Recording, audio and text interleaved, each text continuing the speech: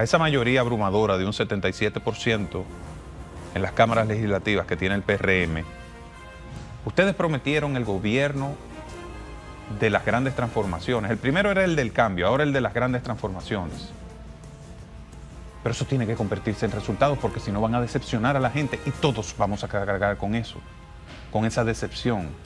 Y va a contribuir esa decepción a que tenga que elevarse el tono de los cuestionamientos políticos.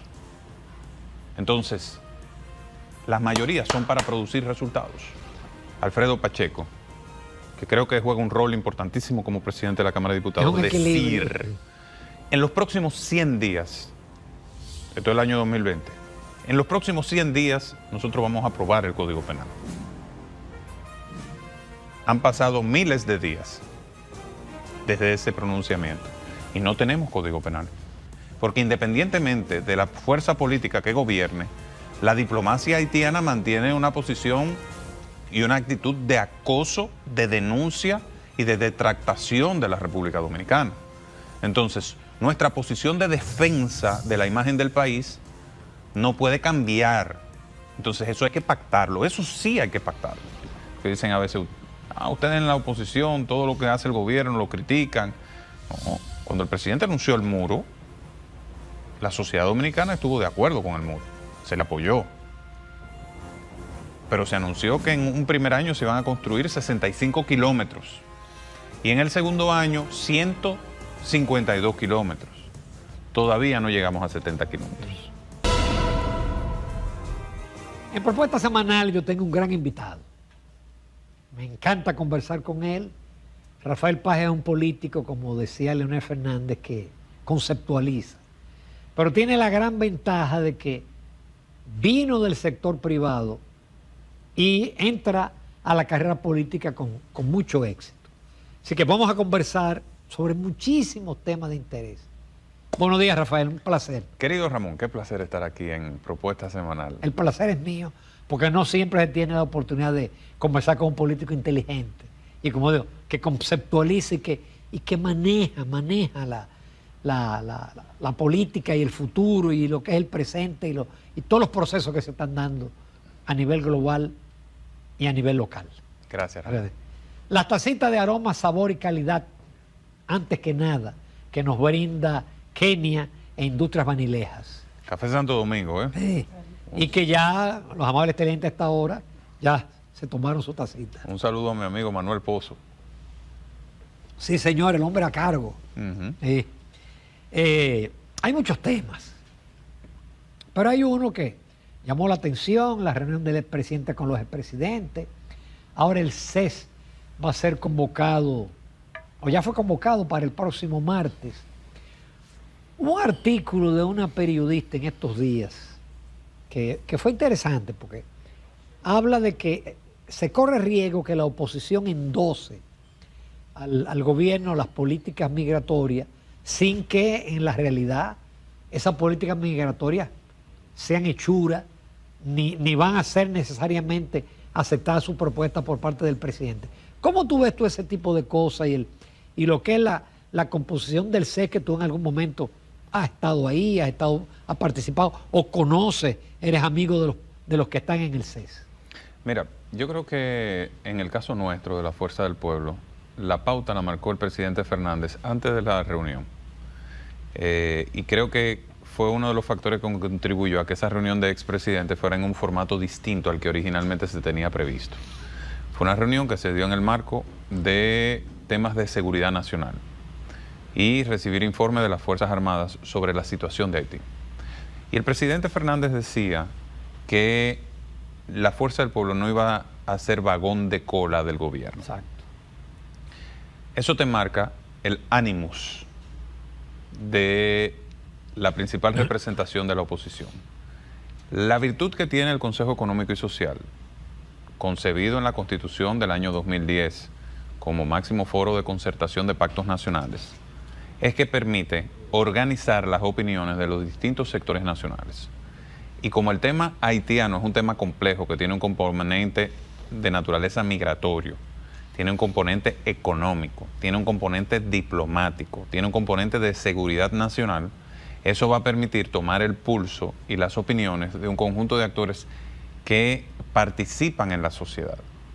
Entonces, aunque, digamos, esas mesas funcionarán con la lógica del Consejo Económico y Social. Eso no implica que lo que resulte de ahí sea un pacto automático a nivel de los partidos políticos.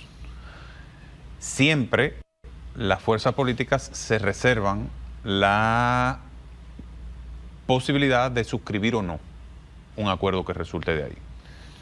Precedente, el pacto educativo, el pacto por la reforma del sector eléctrico. El PRM, cuando estaba en oposición, en el marco del CES, se adoptó un texto que contó con la discusión de los representantes del PRM. Sin embargo, la máxima dirección de ese partido, al final, decidió no suscribir el pacto por la reforma del sector eléctrico. Bueno, finalmente se suscribió después que ya el PRM estaba en el gobierno. ¿Qué quiero decir con esto? Si bien hay una vocación de diálogo, no significa que la oposición se va a convertir en un sello gomígrafo de validación de las posiciones del gobierno. Si es a discutir la visión de la situación de Haití, es abrir una discusión seria, cierta, sin vocación de capitalizar políticamente esto a favor de la popularidad del mandatario actual o del partido que gobierna. Como se hizo con el canal, y el canal está ahí funcionando. Correcto.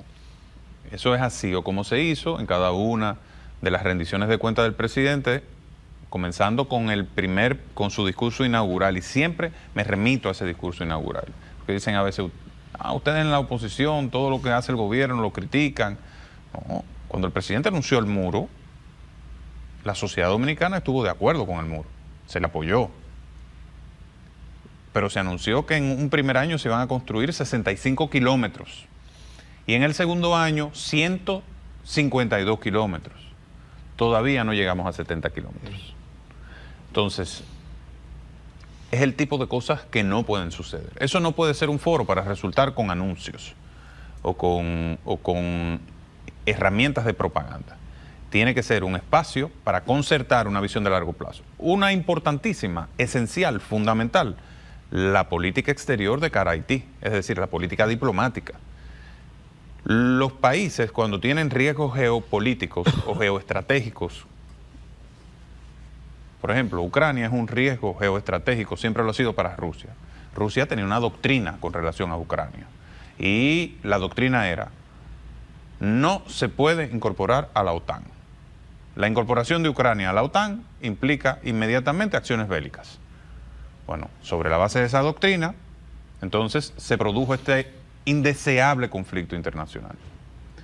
Nosotros debemos tener una doctrina alrededor de Haití, que debe ser mirada en el largo plazo, independientemente de la fuerza política que llegue. Porque independientemente de la fuerza política que gobierne, la diplomacia haitiana mantiene una posición y una actitud de acoso, de denuncia y de detractación de la República Dominicana. Entonces, nuestra posición de defensa de la imagen del país no puede cambiar. Entonces, eso hay que pactarlo, eso sí hay que pactarlo. Y este ha sido un planteamiento nuestro, las políticas de seguridad nacional y la inversión en seguridad nacional en la República Dominicana han sido históricamente bajas. En los últimos 20 años, entre un 0.65 a un 0.74% del presupuesto nacional en seguridad y defensa. Eso no puede ser. Eso hay que aumentarlo. Eso debe llegar a un 2%. Entonces, el acuerdo para elevar el gasto en seguridad y defensa tiene que ser el resultado de una visión colectiva para dotar a las Fuerzas Armadas de los equipos necesarios que le permitan afrontar los dos grandes retos estratégicos que tiene, que es la seguridad fronteriza y la lucha contra el narcotráfico. Pero para eso nosotros necesitamos actualizar, por ejemplo, el software de los supertucanos, que está desactualizado, y los radares. Nosotros no tenemos una sola fragata que funcione en la República Dominicana. Aquí hay 36 embarcaciones militares para proteger todas nuestras costas. La mayoría lanchas con metralladoras. nosotros no podemos neutralizar de manera efectiva la incursión de ninguna embarcación considerable.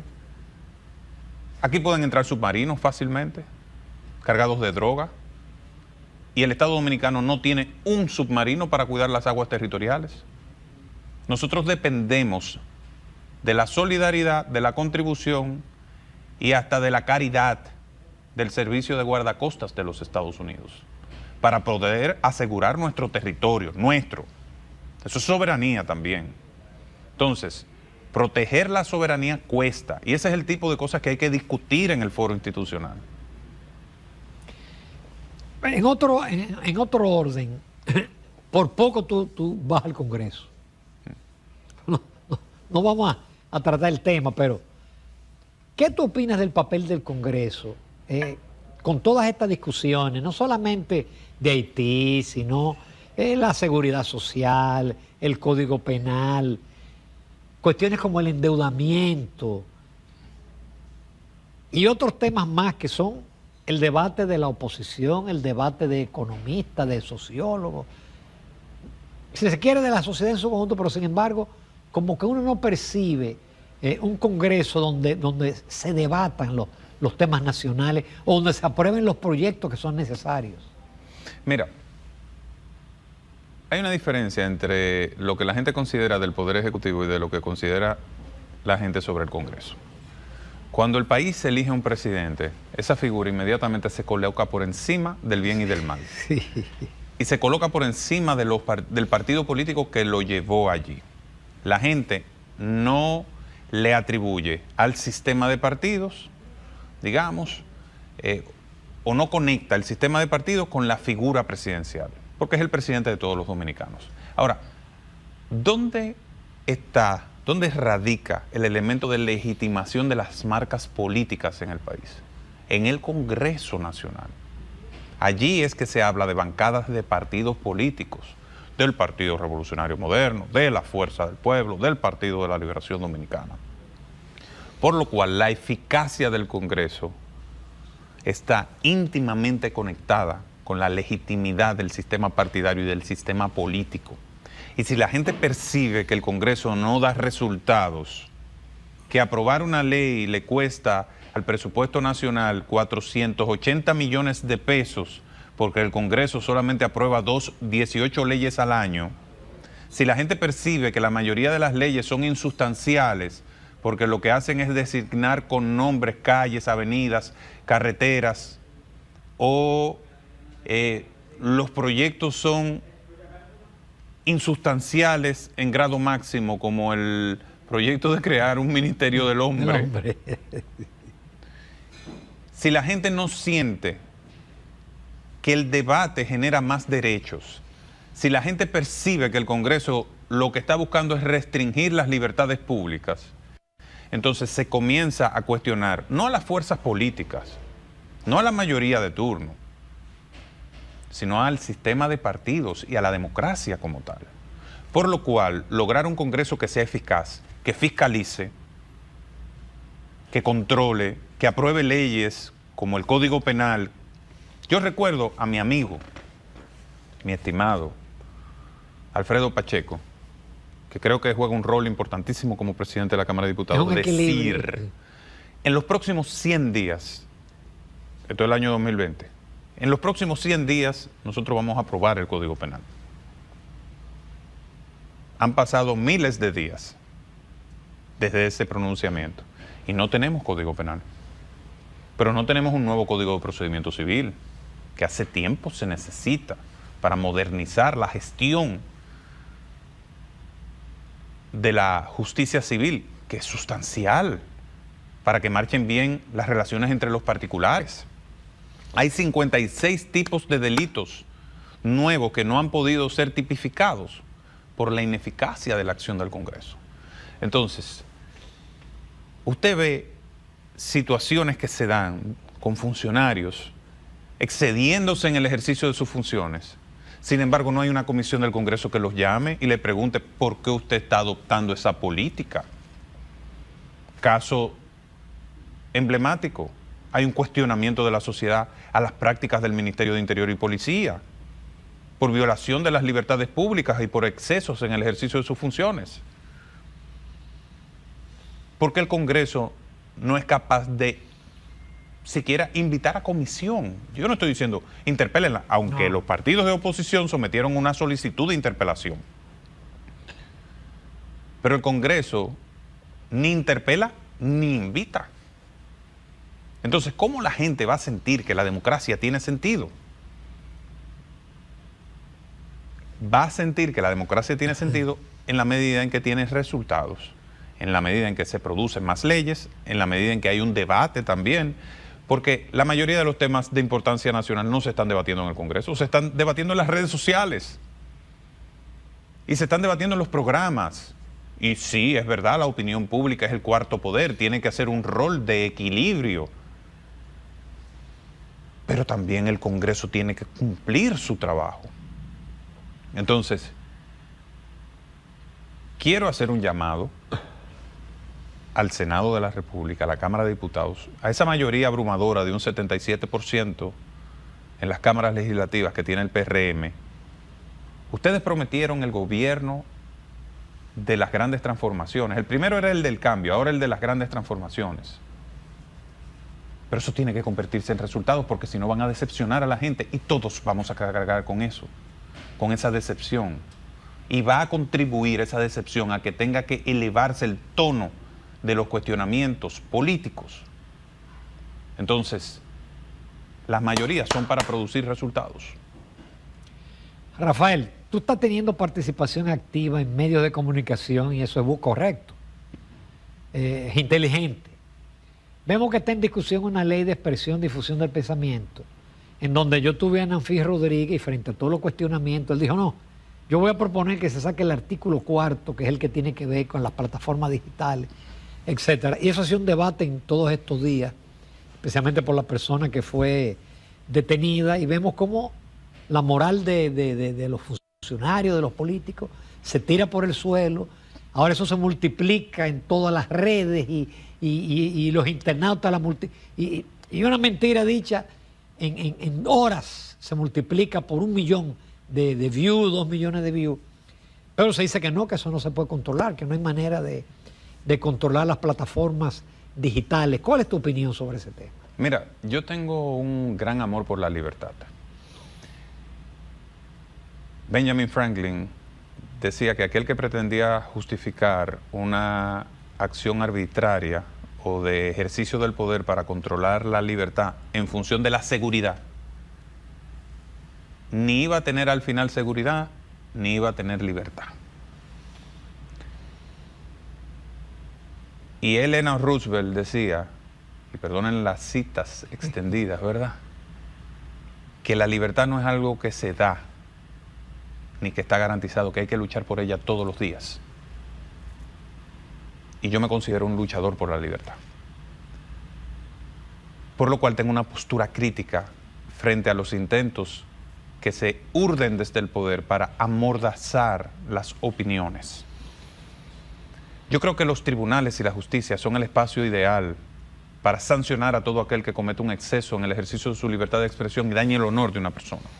Yo creo que el procedimiento para conocer de casos de difamación e injuria debería estar libre de todo tipo de chicanas y de posposiciones, y debería ser ágil y expedito. Sí, porque ese es el problema. Tú sometes una querella, eso tarda años. Años. Debería protegerse con mayor agilidad el buen nombre de las personas. Ahora, eso es una cosa, y otra cosa es crear un organismo, una policía de la opinión, llamada INACOM, que se parece mucho al Ministerio de la Verdad de 1984 de George Orwell, para desde el poder político sancionar a personas porque emitan opiniones que de forma ambigua afecten la paz pública, las buenas costumbres, la moral. No. Si alguien cometió un exceso, los tribunales, ágil, eficaz. La libertad de discurso y la libertad de opinión incluso está siendo muy celosamente defendida por nuestro principal socio comercial, que casualmente esta semana su Departamento de Estado, en voz de Marcos Rubio, su titular, estableció una nueva política de restricción de visado a funcionarios extranjeros. Aquellos que promuevan censura contra ciudadanos o residentes americanos, residentes en Estados Unidos, que emitan opiniones desde Estados Unidos o que pretendan establecer regulaciones globales a las plataformas que tienen su domicilio principal, las plataformas digitales que tienen su domicilio principal en Estados Unidos. Entonces el Congreso Dominicano tiene que hilar fino, porque esto no es un tema solo de ejercicio de una mayoría coyuntural en un momento del partido que gobierna. Esto es un tema que puede generar problemas. Y les voy a decir algo. Yo he recibido sobre mi piel sórdidos ataques, calumnias, falsedades de la cloaca. Nunca he buscado victimizarme frente a esos ataques. Todo lo contrario, los he resistido con gallardía. Siempre he pensado que la mentira se combate con la verdad, que la desinformación se combate con información y que el hombre y la mujer que ha decidido colocar su nombre, su prestigio, su honor, su apellido en la actividad pública debe estar consciente de las implicaciones que tiene. La Corte Interamericana de Derechos Humanos protege, incluso más allá de lo normal, el derecho de opinar sobre políticos. Hay tribunales que conceden el derecho incluso a mentir, el derecho al insulto. Son figuras incluso un poco extremas, pero eso es parte de esta actividad. Ahora, ¿qué es lo que elimina eso? La verdad, la gallardía, el honor, la actuación firme, actuar siempre apegado a la ley y estar consciente uno de lo que es, de lo que procura y la legitimidad de la causa por la que uno postula. Al final eso es lo que te va a granjear el respeto, la admiración y un lugar en el corazón de la gente de buena voluntad, que al final es la determinante en un pueblo como el dominicano. Yo creo firmemente que nuestro pueblo está constituido mayormente por gente buena y sensata. Los bandidos, los mentirosos, los extorsionadores, esos son pocos, esos son una minoría bullosa. Y al final, figuras así han existido siempre, pero quedan condenados a estar en un lugar oscuro de la historia. Esa es su verdadera penalidad. Y a los otros, los tribunales. Excelente. Nos vamos a una pausa comercial porque nos faltan muchísimos temas. La situación económica del país, la gestión gubernamental y también, por supuesto, la fuerza del pueblo. Continuamos esta magnífica entrevista con el licenciado Rafael Paz, quien es miembro de la dirección política de la Fuerza del Pueblo y presidente del Comité del Distrito Nacional. Rafael, vamos a hablar un poquito del gobierno. La economía va en picada, por lo menos los datos a marzo, los de abril no están. El Banco Central, cuando los datos son buenos, los da rápido, pero cuando son malos tarda un poquito. Pasa como con el turismo, que con el mes que va bien, ahí viene la rueda de prensa, y el siguiente mes que está mal, ya no hay rueda de prensa. ¿Cómo tú ves la economía dominicana? ¿Cómo tú ves el tema de la caída en el gasto de capital del gobierno, las obras paralizadas o las grandes obras que podrían ser elemento icónico del gobierno? No parece que van a concluir en lo que resta de administración. Mira, aunque la economía dominicana ha tenido unos fundamentos sólidos y hemos estado acostumbrados a un crecimiento alrededor de un 5%, un crecimiento potencial. Y, digamos, hay sectores que llevan una buena dinámica. Hay tres cosas que a mí me preocupan, Ramón, en este momento. Primero, la baja inversión de capital, que ha sido uno de los factores fundamentales, junto con la inversión privada, para promover el crecimiento económico en la República Dominicana. Ese promedio de inversión, alrededor de un 5% del Producto Interno Bruto, ha sido clave para apalancar el crecimiento. Nosotros hemos tenido tradicionalmente una postura pro-growth, como dicen los economistas, proclive al crecimiento desde la inversión pública, un poco de política keynesiana. Eso en la democracia, Balaguer fue un sello fundamental de la inversión pública. El doctor Leonel Fernández también. El pasado gobierno mantuvo la misma tendencia, Danilo. Sin embargo, Luis llega en el contexto de una pandemia, expande el gasto corriente de manera dramática, no solo para atender la urgencia, sino para, digamos, ganar popularidad, aumentando salarios de forma importante, aumentando la burocracia pública de forma determinante, más de 100.000 empleados nuevos agregados al Estado. Eso es carga fiscal. Perdón, más los pensionados. Más una cantidad desbordante de pensionados. Apostando a hacer una reforma fiscal que trató de introducir en 3 ocasiones y en 3 ocasiones ha tenido que retirar del Congreso. Porque la manera de formularla ha sido, primero, simplemente subiendo tasas y segundo, atacando de manera determinante a los motores del crecimiento económico de la República Dominicana y a la población, y esto produjo una especie de revuelta social en el último intento que obligó al gobierno a retirar esa reforma. Entonces, ahora estamos atrapados con unas finanzas públicas que invierten poco en obras, que gasta mucho dinero en salarios,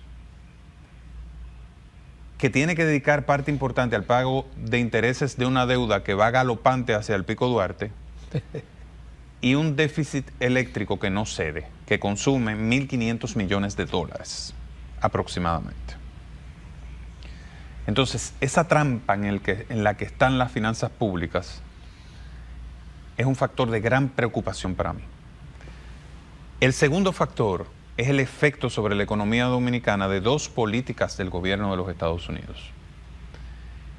La primera es la tarifa de un 10% a las exportaciones dominicanas, lo que genera un impacto de aproximadamente 350 millones de dólares respecto de nuestros ingresos por exportaciones, tanto de industria nacional como de zonas francas. Y el segundo es el impuesto de 3.5% a las remesas, que genera un impacto de unos 750 millones de dólares. Son 1.000 millones de dólares que dejan de entrar a la economía dominicana, pero cuando usted proyecta eso a los próximos 10 años, en el 2034, si el PIB dominicano iba a ser de 174.000 millones de dólares, ahora sería de 162.000 millones de dólares. Es decir, un efecto de una caída de 12.000 millones de dólares en el mediano plazo sobre el PIB de la República Dominicana. Y eso es si usted lo mira desde el punto de vista macroeconómico. En términos prácticos, lo que implica el impuesto sobre las remesas es una caída del ingreso familiar significativo. Hay que saber y recordar que la masa salarial dominicana equivale como a unos 41.000, 42.000 millones de dólares. Las remesas son 11.000, es decir, las remesas constituyen el 20% del ingreso de las familias dominicanas. Al establecer un impuesto que reduce el volumen de remesas, se está golpeando directamente la economía familiar, sobre todo las de las familias más vulnerables, las que dependen de los pequeños envíos. Entonces, eso va a impactar de manera determinante en nuestra economía, que en un 70% es consumo. Hay un efecto fundamental de los ingresos que le llegan a las familias a través de las remesas en el consumo nacional, y eso va a impactar a otros sectores. Entonces, siento y he dicho que el gobierno no está poniéndose delante de los acontecimientos como debería, porque el gobierno, sus funcionarios, sus técnicos observan estas decisiones Y lo que debe ocurrir es que de inmediato se trace una política, un plan de contingencia para amortiguar estos efectos, pero no. Esperan que se produzcan los efectos, que se afecte al pueblo dominicano para después entonces justificar en eso la situación, digamos, adversa que esté atravesando la gente. Es decir, yo no resuelvo el problema, yo tomo el problema como justificación para decir que es por eso que las cosas no están marchando tan bien. Pero usted pudo preverlo, señor. Para eso usted tiene todos los recursos técnicos del pueblo dominicano que pagan los dominicanos. Todos esos técnicos que están en el Ministerio de Hacienda los paga el pueblo dominicano. Todos los técnicos que aún permanecen en el Ministerio de Economía, Planificación y Desarrollo los paga el pueblo dominicano. Todos esos cerebros deberían estar formulando políticas para anteponernos a situaciones que van a afectar los bolsillos de los dominicanos. Pero eso, lamentablemente, en esta administración no ocurre. Yo siento, Ramón, y hablo con muchos empresarios, emprendedores, familias. Hacía tiempo que yo no sentía tan resentido el bolsillo de los dominicanos. La gente se siente que está ahorcada económicamente en este momento. Y me parece que en ese relato del bienestar constante que tiene el gobierno, se olvida de trazar las políticas que la gente necesita para mejorar sus condiciones de vida. Porque aunque el Banco Central diga que estamos dentro del rango meta de inflación, cuando usted se va a la parte de alimentos, sí, estamos muy por encima del rango meta de inflación. Rafael, ya muy brevemente con el partido. El partido, se supone que el Congreso culmina en las próximas semanas, se queda el actual secretario general, no hay, por lo menos desde fuera no vemos que hay la renovación o los cambios, pero ¿sale fortalecido el partido del Congreso? Mira, el partido va a salir fortalecido, muy fortalecido. No va a terminar en las próximas semanas, se va a tomar un poquito más, porque hemos estado consensuando muchos detalles para, primero, reconocer el mérito del liderazgo de la dirigencia que ha construido la Fuerza del Pueblo. La Fuerza del Pueblo es un partido nuevo y durante estos años, desde el año 2020, que es que se funda, hasta ahora, 5 años de construcción partidaria, de crecimiento, se pasó de la boleta 18 a la 3, ahora estamos en la 2. Se construyeron muchos organismos, hay un liderazgo territorial, local, que ha puesto alma, corazón y vida en el partido. Y ese mérito hay que reconocerlo, hay que protegerlo. Entonces, también hay que abrir a la democracia, al nuevo liderazgo. Entonces hemos estado buscando los equilibrios necesarios para combinar las dos cosas.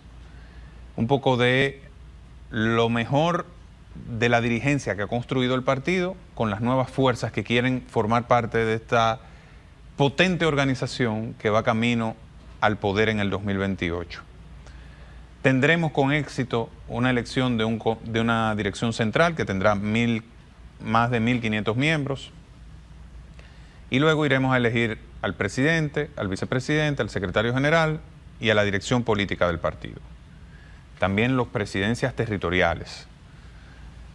Y el país tendrá una buena fuerza política donde lo mejor de la experiencia, lo mejor de la juventud y la esperanza nacional esté en manos de personas con las capacidades para no decepcionar al pueblo. Yo creo que esa debe ser la meta del partido. Un partido vigoroso, gallardo, que pueda conquistar el poder a través del voto de la gente y de la confianza de la gente en el 2028 para impulsar la tercera ola de transformaciones de la República Dominicana, como ha dicho nuestro líder y presidente, el doctor Leonel Fernández. Rafael Paz, excelente. Excelente todos los temas. Te agradezco mucho haber aceptado la invitación. Gracias, Ramón. Continuamos, amables televidentes, en Propuesta Semanal.